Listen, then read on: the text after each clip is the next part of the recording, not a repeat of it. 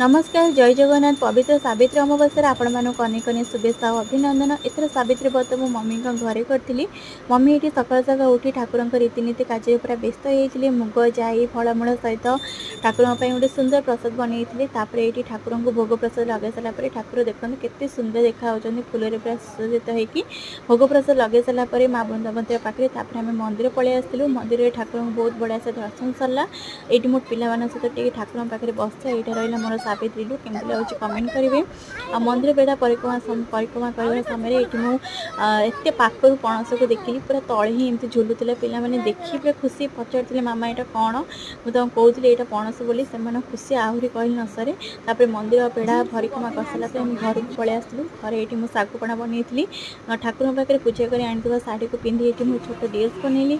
खूब सा आज छोट मोमेंट माउनिया बागर मुझे सेयार करमती लगे कमेंट करेंगे। रोज जय जगन्नाथ।